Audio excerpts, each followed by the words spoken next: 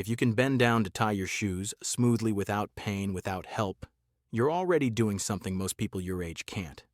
It feels ordinary, but for millions, that small ability is quietly disappearing. It doesn't begin with weakness. It begins with stiffness, hesitation, and a slow loss of confidence in your own movement. You start avoiding things that once felt effortless, sitting on the floor, reaching low, getting up without support. And you tell yourself it's age. But that's not age. That's deconditioning.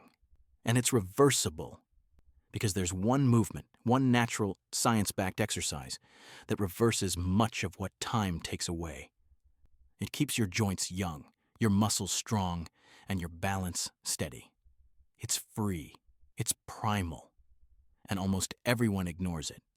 If you can still do it, or if you work to regain it, you're winning at life. Think back to a toddler playing on the floor. They squat deep, grab a toy, stand up again with smooth, balanced, stable. That's perfect biomechanics. That's how the human body was designed to move. By the time many of us reach our 60s, that movement has already started to fade. Not because we did something wrong, but because modern life slowly took it away. Years of sitting, shorter steps, and weaker hips make the deep squat disappear. Then the body compensates. We bend from the back instead of the hips. We use our hands to stand. We move slower, take smaller steps, and call it getting older. Yet research shows something powerful. Losing the deep squat isn't just losing flexibility. It's losing independence. In the European Journal of Preventive Cardiology, scientists found that adults over 60 who could sit and stand from the floor without using their hands live significantly longer.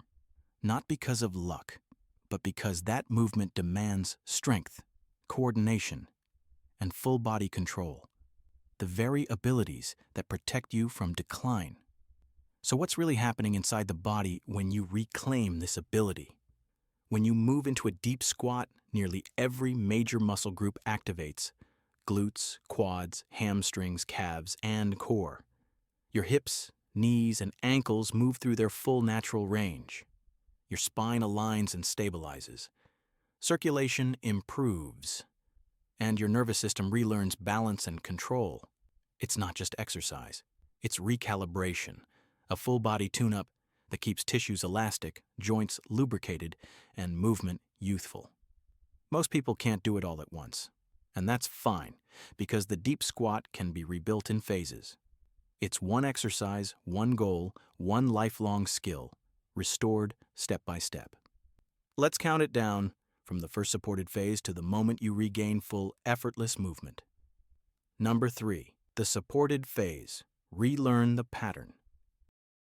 Hold on to something stable, a countertop, a sturdy chair, or a door frame. Stand with your feet shoulder width apart, toes slightly turned out. Lower your hips slowly, keeping your heels flat and your chest upright. Go only as far as you can without pain or collapse. Then rise back up under control. This reawakens the muscles that protect your knees and hips, the same ones that weaken first with age. In studies at Osaka University, older adults who practiced supported squats 3 times per week improved leg strength by nearly 20% and cut fall risk by 30%.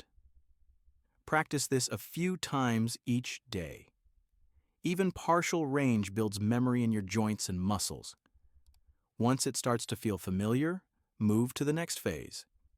Number 2, the holding phase. Reclaim stability and control. When you reach your lowest comfortable point, pause. Stay there. Breathe. Feel your ankles, knees, and hips open. Holding a deep squat for 20 to 30 seconds increases blood flow through your legs, lubricates joints, and strengthens stabilizers. It also trains balance, one of the biggest predictors of longevity. Think of this phase as the bridge between flexibility and strength. You're teaching your body to move and stay in positions it once avoided. With consistency, you'll feel your hips loosen, your knees ache less, your movements grow steadier. And once that control returns, it's time for the final phase. Number 1, the full squat. Restore your natural range. Now lower yourself all the way down. Heels grounded, back upright, eyes forward. Pause, then rise with control. This is the point where movement becomes freedom again. Every repetition strengthens the chain that supports you, from your ankles to your spine. It keeps your posture tall, your core engaged, and your lower body capable of supporting your life. If you feel pressure or strain, widen your stance slightly and keep your knees tracking over your toes. Pain is a stop sign. Tension is progress. The key is patience and precision, not speed. So, why does this one exercise matter so much? Because it reverses nearly every measurable marker of physical aging. It builds muscle mass, your strongest defense against frailty. It sharpens balance and coordination, the two biggest factors in fall prevention. It restores spinal alignment, helping you stand taller, breathe deeper, and digest better. It strengthens bones through natural, even loading, and it improves blood circulation in the lower body, which supports heart health and recovery. Put simply, the deep squat keeps you independent. The ability to lower yourself and rise again without help, that's real anti-aging. Many people don't realize how early this decline begins. It doesn't start in your 70s. It often begins in your 40s and 50s, long before it becomes noticeable. The body slowly stops using positions that once maintained strength without effort. And when you stop using a range of motion, the nervous system quietly starts to retire it. That's why rebuilding the deep squat feels transformative. You're not just strengthening muscles, you're reactivating dormant pathways. You're teaching your joints to glide again. You're restoring movement patterns the body had quietly put away. This is why progress often feels better than exercise. It feels like getting yourself back. In cultures where squatting is part of daily life, Japan, India, parts of Southeast Asia, older adults remain mobile decades longer. They don't treat it as exercise. It's simply movement. Their joints stay open, their posture upright, their balance steady. In the West, we replaced that natural rhythm with chairs. We made comfort easy and mobility optional.